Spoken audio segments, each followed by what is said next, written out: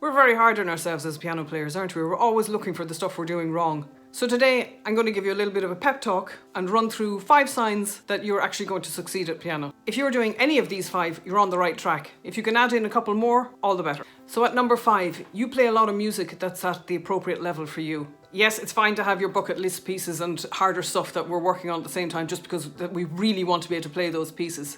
But you know that if that's all you're working on, you're going to get frustrated and you're never really going to do a good job on that music anyway. So you spend a lot of time playing music that's at your level, that's easy for you, and you build on that gradually. I often hear from adult learners that they don't like beginner music because they find it too childish, too simple, or it's not the style that they want to play. But of course that music contains the building blocks that more complex music is constructed with. And if you're serious about learning piano, you know that you need to have a really solid foundation to build on. And of course that means not skipping any levels on your way. So by all means work on the music that's on your bucket list, but you do it knowing that you're not really ready for it, and you spend plenty of time working on the music at easier levels that's going to support your eventual mastery of that one piece you want to play. Number 4 is that you're open to feedback. You find some way of getting an objective opinion on your playing. That could either come from a teacher or from your own recording of yourself and listening back. If having a teacher is at all possible, then that is the best option, because a teacher is going to be able to pick up on small errors and bad habits creeping in and accelerate your learning along the way by helping you avoid mistakes and misunderstandings. Bad habits can compound over time, as you know,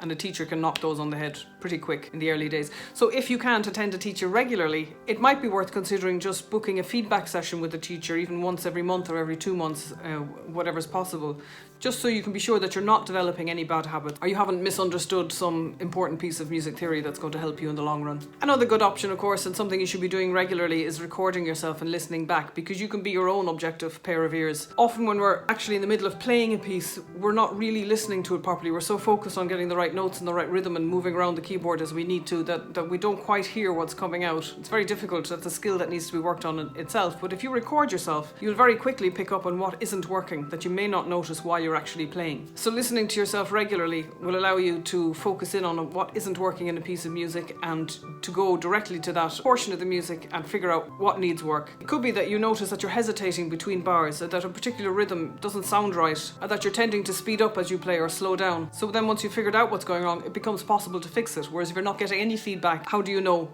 that something isn't working? Number 3 is a pretty obvious one. You practice regularly. If you've ever read James Clear's book Atomic Habits, you'll be familiar with his argument that we are the product of our habits. Whatever you do every day, that's what you become. And he makes the point that the big mistake we often make is that we set goals for ourselves, but we never consider what we need to do to achieve those goals.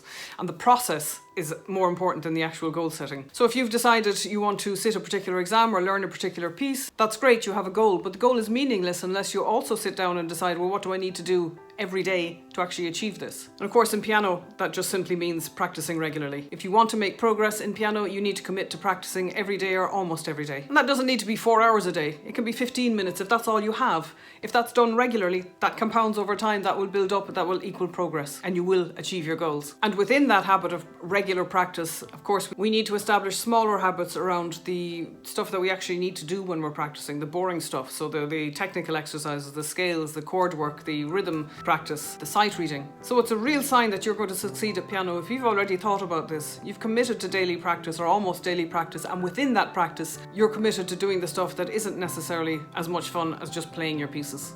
Which brings me to number 2, you practice effectively. So when you sit down to practice, you don't just start at the beginning of your piece and play all the way through to the end. That's not practicing, that's just playing. I see it again and again, particularly with children, where they think if they just keep playing it through, though somehow the mistakes are going to magically disappear. But you know that that's not actually going to happen. So when you practice, you look for the sections that are more difficult, more challenging, more interesting. That could mean spending time working on a tricky rhythm or a tricky maneuver or a jump. It could mean spending the time working out a fingering that works and that allows you to flow through that section. Or it could just mean taking a few bars and using your metronome to work slowly up so that you develop the mental memory and the muscle memory that allow you to play through securely and smoothly. In fact, if you only have 10 minutes to practice on a particular day and you spend that 10 minutes working on a very small half a bar of music that needs attention, that is a very good practice session. That's time well spent.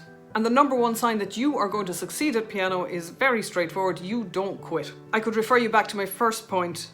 Playing music that's too hard is one of the reasons that people give up. They get frustrated and they throw in the towel. But of course, even if you're doing everything right, learning piano just isn't easy. It's a really complex skill. There are going to be plenty of times when you feel frustrated and wondering why you're bothering. But as the saying goes, time passes anyway, and I promise you that a year from now you won't be struggling with the same things you're struggling with now. You'll be struggling with something else, but you'll definitely have made progress. At every step along the way you're going to have frustrations. And for long stretches of time it might feel like you're not getting anywhere. But if you just keep putting one foot in front of the other, you'll find that the things that were impossible a couple of months ago are suddenly easy now. So you really have to just keep the faith and trust the process. And actually you need to learn to love the process. You need to learn to love the practice, because every peak that you arrive at in music just brings another higher peak into view that you'll then want to pursue. Piano's a lifelong journey no matter what age you are when you begin it. You might decide to change direction, you might decide to backtrack, go back to the beginning, you might jump from one piece to another, but as long as you keep going, you're guaranteed to make progress over time.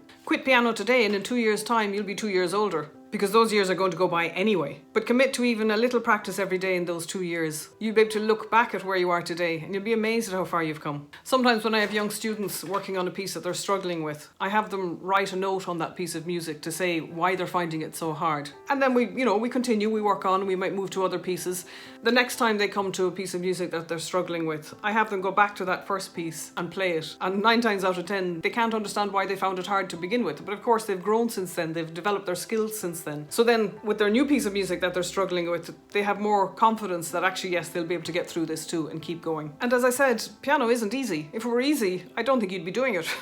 It wouldn't be enough of a challenge for you. You're learning piano precisely because it is a challenge and it's so worthwhile. You're going to succeed because you know what you need to do in order to make that happen. And I think you're fantastic, so keep doing it. If you've enjoyed this video today, here's one I think you might enjoy watching next. And down here in the comments, if you haven't downloaded the practice workbook yet, go and grab yourself a copy of that. It's completely free. If you're interested in doing a workshop with me, hop over to my website and see what's coming up next. I'll be doing regular intensive sessions on things like sight reading, chord mastery, memorization, practice techniques, all that stuff. And I'd love to have you join me there. So let me know in the comments, which of the 5 signs that you're going to succeed are you already doing? And which ones do you think you might benefit from trying to incorporate into your learning? I'll see you soon again, and in the meantime, happy practicing.